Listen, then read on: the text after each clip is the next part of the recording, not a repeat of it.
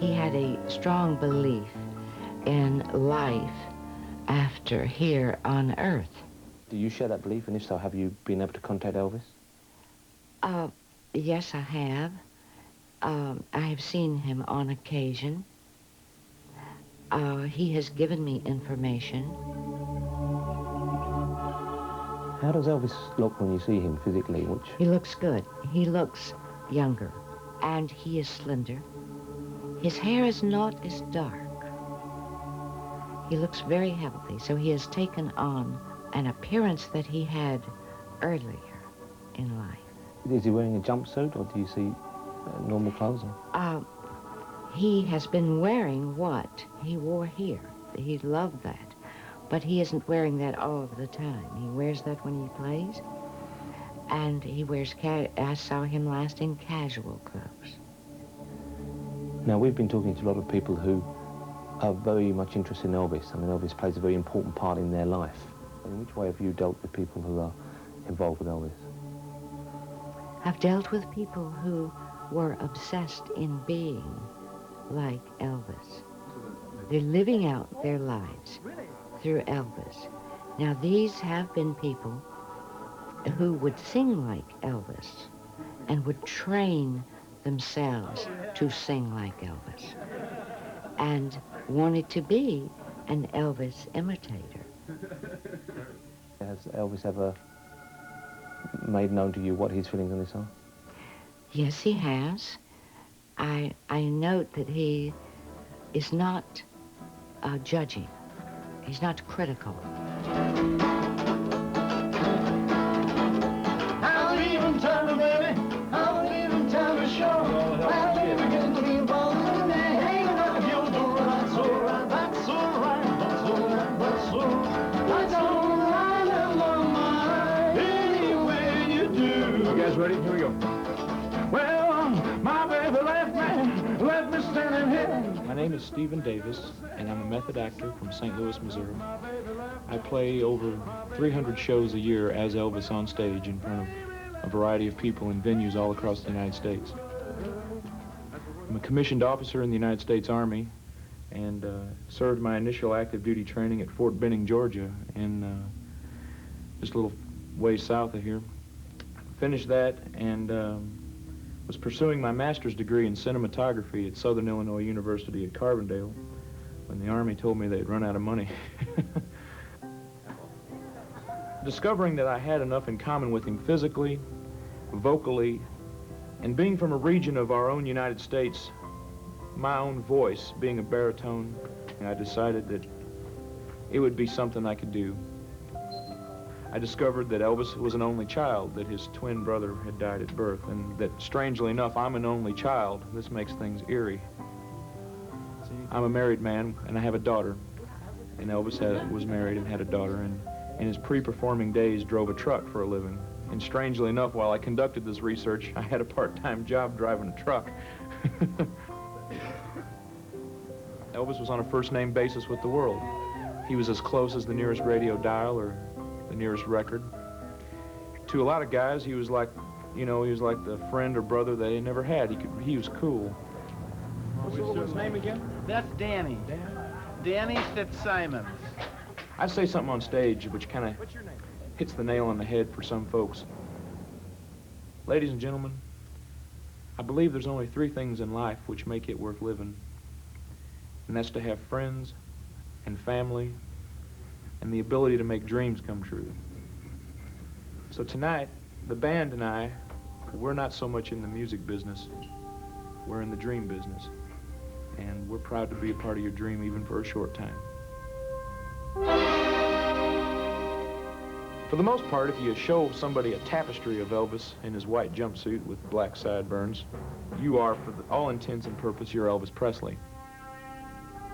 Some nights when we play the large venues, then we go for the show, which begins with the Also Sprach Zarathustra, the Dawn of Man sequence from a very popular film by Stanley Kubrick's 2001: A Space Odyssey. We have a stage set in black, a full bumped blackout, house lights to half, house lights out.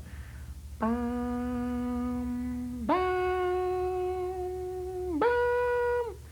The crowd almost kind of murmurs to themselves. They're setting themselves their own mental stage for what's about to occur.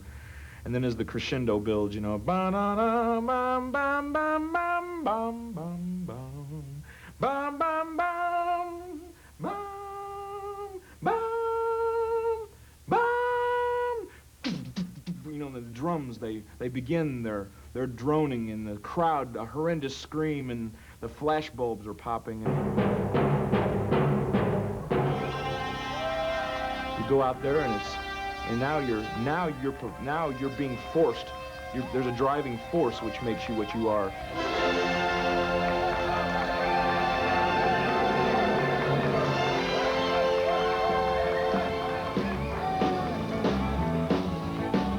I left my home in Norfolk, Virginia, California's on my mind.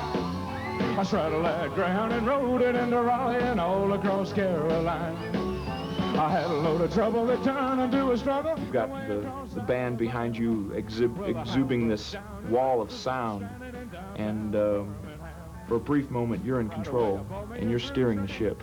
Man, that's a high you can't buy, brother. I was on that midnight flyer out of Birmingham, smoking into New Orleans. Papers over here, they always saw sightings of Elvis in various places. You do have an uncanny resemblance to him. Do you think you might have been responsible for any of them? Oh, I'd be fibbing if I didn't think that there was somebody out there who saw me and rushed to their phone box and said, "Hey, you know, Lester, get on, Lester, I got him. He's right here." You know. I will have a blue Christmas without you. There was one instance where I know I was responsible for something that, believe it or not, I was in my car listening to the car radio, and the DJ said, "We just received a call from our station. There's Elvis driving a blue Mercedes-Benz on the corner of it." And I'm like, "That's me!" You know, it was like, I know we don't grow on trees. You know, you shake a tree real hard and about 500 Elvi, you know, jump out of the wall. Will your Christmas arrive? That's when we'll have a blue, blue, blue Christmas. That's what I say. Well, I'm going always, baby, and I won't let me fall. Last night, I don't know if y'all saw it. I didn't see you filming or anything, but back there in the dressing room, I walked in there several times, and the guys were, you know, singing together and playing the guitars and whatnot. They have a camaraderie that's very important to them.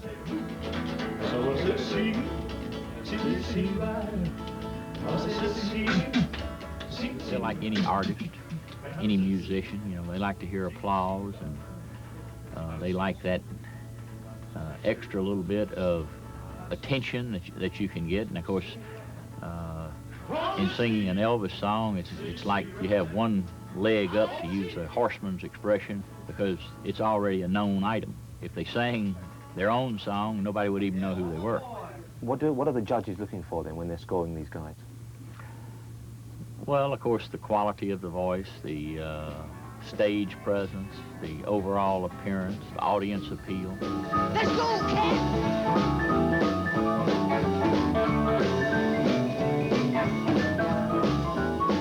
You know, it's like any type of judging to a great degree. I'll go back to my profession of veterinary medicine. In the cattle industry, I have seen short, fat cattle be in demand, and then you go to long, meaty cattle.